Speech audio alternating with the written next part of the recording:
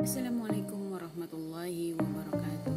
Kembali lagi pada pembelajaran fikih kelas 9. Hari ini kita akan membahas mengenai khiyar. Bersama saya di Umi Kalsum Channel. Jangan lupa subscribe, like, and comment. Adapun kompetensi dasar pada pembelajaran kita hari ini menghayati ketentuan khiyar, menjalankan sikap jujur, tanggung jawab, dan gotong royong dalam kehidupan sehari-hari, menganalisis ketentuan khiyar, dan menyajikan tata cara pelaksanaan khiyar. Adapun tujuan pembelajaran kita, siswa dapat menjelaskan pengertian khiyar, siswa dapat menjelaskan macam-macam khiyar, siswa dapat menjelaskan dasar hukum khiyar, dan siswa dapat menjelaskan manfaat dari khiyar. Mari sama-sama kita mulai pembelajaran kita dengan membaca basmalah. Bismillahirrahmanirrahim. Ya, khiyar secara bahasa artinya adalah memilih antara dua pilihan, yaitu dari kata al-khiyar. Sedangkan khiyar menurut istilah adalah hak memilih bagi penjual atau pembeli untuk meneruskan akad jual beli atau membatalkannya. Hukum khiyar adalah mubah, yaitu boleh bagi penjual dan pembeli dengan cara membuat kesepakatan dalam akad jual beli. Namun, khiyar ini sangat bermanfaat loh bagi penjual dan pembeli, sehingga dapat memikirkan sejauh mana kebaikan dan keburukannya agar tidak terjadi penyesalan di kemudian hari. Biasanya penyesalan terjadi dalam akibat kurang berhati-hati atau tergesa-gesa dan kurang teliti dalam melakukan transaksi jual beli. Dasar hukum khiyar. Sebagaimana hadis Rasulullah yang berbunyi, anta bil khiyari bi kulli sil'atin ittaqaha thalatha layalin fa in radita fa amsik fa in sakhitta fardudaha ala sahibiha, yang artinya engkau berhak khiyar dalam tiap-tiap barang yang engkau beli selama 3 hari 3 malam. Jika engkau suka maka ambillah, dan jika engkau tidak suka maka kembalikanlah kepada pemiliknya. Hadis riwayat Ibnu Majah. Nah, khiyar ini juga bisa hukumnya haram loh jika khiyar tersebut dilakukan dengan tujuan menipu atau berdusta. Macam-macam khiyar. Khiyar terbagi menjadi 4 macam. Yang pertama adalah khiyar majlis, yang kedua khiyar syarat, yang ketiga khiyar aibi, dan yang keempat adalah khiyar ru'yah. Khiyar majlis. Khiyar majlis adalah khiyar yang berlangsung selama penjual dan pembeli masih berada di tempat jual beli. Jika penjual dan pembeli sudah berpisah, maka hak khiyar sudah tidak berlaku lagi. Penjual sudah tidak bisa membatalkan transaksi jual beli, sebagaimana pembeli tidak dapat meminta kembali uangnya walaupun sudah mengembalikan barang. Ukuran berpisah disesuaikan dengan adat kebiasaan yang berlaku di suatu daerah loh. Salah satu contoh dari khiyar majlis dalam kehidupan sehari-hari adalah sebagaimana pernyataan bahwa penjual bahwa barang yang sudah dibeli tidak dapat dikembalikan. Sebagaimana hadis Rasulullah SAW yang berbunyi, al-bai'ani bil khiyarin ma lam yatafarraqa, yang artinya orang yang mengadakan jual beli diperbolehkan melakukan khiyar selama keduanya belum terpisah atau dari tempat akad. Hadis riwayat Bukhari dan Muslim. Yang kedua adalah khiyar syarat. Khiyar syarat merupakan hak penjual atau pembeli atau keduanya untuk melanjutkan atau membatalkan transaksi jual beli selama masih dalam masa tenggang yang disepakati oleh kedua belah pihak. Adapun sebagaimana hadis Rasulullah yang berbunyi, anta bil khiyari fi kulli sil'atin ibta'taha thalatha layalin. Jika kamu membeli sesuatu maka engkau memiliki hak pilih selama 3 hari 3 malam. Adapun ketentuan khiyar syarat, Yang pertama, hiar syarat secara umum berlaku selama 3 hari 3 malam yang dimulai sejak terjadinya akad. Namun hal tersebut tergantung kesepakatan antara kedua belah pihak ya. Ketentuan kedua, jika masa hiar telah lewat, maka transaksi jual beli tidak bisa dibatalkan. Ketentuan yang ketiga, hak hiar tidak dapat diwariskan. Artinya, jika si pembeli meninggal dalam masa hiar, maka barang menjadi milik ahli hak warisnya. Atau jika penjual yang meninggal dalam masa hiar, maka kepemilikan barang secara otomatis menjadi hak pembeli.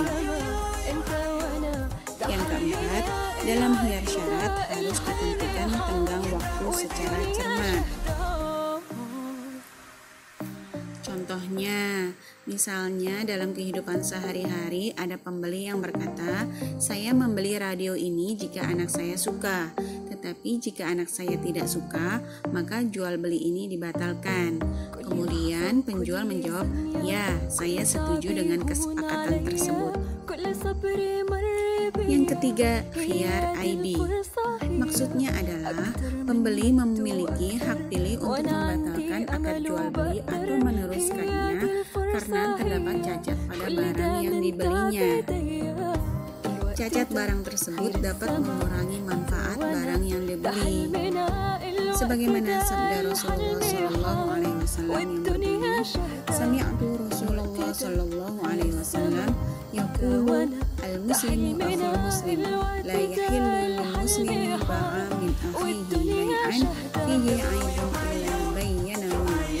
Yang artinya, aku telah mendengar Rasulullah Shallallahu Alaihi Wasallam bersabda, seorang muslim adalah saudara muslim lainnya. Tidak halal bagi seorang muslim menjual barang yang cacat kepada saudaranya kecuali telah ia jelaskan. Adapun syarat barang yang cacat atau mabik menurut umum diantaranya adalah cacat barang yang dibeli merupakan hal yang penting.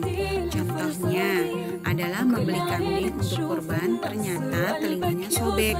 Hal ini bisa membatalkan kurban yang akan dilakukannya. Syarat yang kedua, cacat yang ada sulit untuk dihilangkan. Syarat yang ketiga, cacat barang terjadi ketika barang masih di tangan penjual. Dan yang keempat, cacatnya tidak hilang sebelum jual beli dibatalkan. Adapun khiyar selanjutnya yaitu khiyar ru'yah. Artinya adalah hak bagi pembeli untuk meneruskan jual beli atau membatalkannya karena objek yang dibeli belum dilihat ketika akad berlangsung. Khiyar ru'yah ini berlaku untuk pembeli, bukan untuk penjual. Pengertian ru'yah dalam konteks ini ialah mengetahui dan melihat sesuatu menurut cara yang seharusnya, bukan hanya sekedar melihat saja, tetapi juga meneliti, membuka, dan membolak-balikkan. Kalau sekedar melihat saja, maka bukan dinamakan ru'yah. Hal ini sebagaimana Rasulullah SAW bersabda, "Man ishtara syai'an lam yarahu, fahuwa bil khiyari idza arahu." Yang artinya, barang siapa saja yang membeli sesuatu yang belum dilihatnya, maka ia berhak khiyar bila telah melihatnya.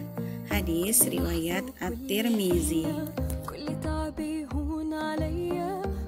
Seiring dengan semaraknya dunia usaha dan pesatnya kemajuan teknologi sehingga mempermudah terjadinya transaksi jual beli, maka jual beli juga dapat dilakukan melalui internet, telepon, SMS, dan lainnya. Pembeli dapat memesan barang dengan membuat kesepakatan jenis, jumlah tipe, dan harga barang yang dilakukan tanpa melalui pertemuan secara tatap muka. Barang yang dikirim dengan disertai faktur pengiriman dengan tujuan agar barang yang dikirim dapat diteliti apakah sudah sesuai pesanan atau ada cacat. Jika ternyata barang itu ada cacatnya, maka barang yang dikirim bisa dikembalikan dan dapat diganti dengan barang yang lain sesuai pesanan. Model penjualan seperti ini diperbolehkan loh menurut hukum Islam karena antara penjual dan pembeli tidak ada yang dirugikan. Adapun contoh bukti faktur, pengiriman, barang memuat, nama barang, harga barang, jumlah pesanan, tempat pengiriman, tanda tangan penerima, dan sebagainya. Untuk itu, penting kiranya umat Islam dapat mempelajari dan memahami juga tentang ekonomi Islam agar bertransaksi ekonomi sesuai dengan syariah hukum Islam. Adapun manfaat dalam khiyar ketika berjual beli. Yang pertama, menghindarkan terjadinya penyesalan di antara kedua belah pihak, penjual dan pembeli atau salah satunya. Manfaat kedua, memperkecil kemungkinan adanya penipuan dalam jual beli. Menumbuhkan sikap toleransi antara kedua belah pihak. Mendidik kepada penjual dan pembeli agar lebih bersikap hati-hati, cermat, dan teliti dalam bertransaksi. Dan mendidik para penjual dan pembeli menumbuhkan sikap toleransi antara kedua belah pihak. Terhempas jauh ke luar angkasa, bumiku kecil terbang tinggi di atasnya. Sekarang boleh kita tertimpa bencana, namun tak dapat lupakan belajar dari rumah. Sekian pembelajaran kita pada hari ini mengenai khiyar. Semoga bermanfaat untuk kalian ke depannya. Sekian dari saya di Umi Kalsum Channel. Jangan lupa subscribe, like, and comment. Wassalamualaikum warahmatullahi wabarakatuh.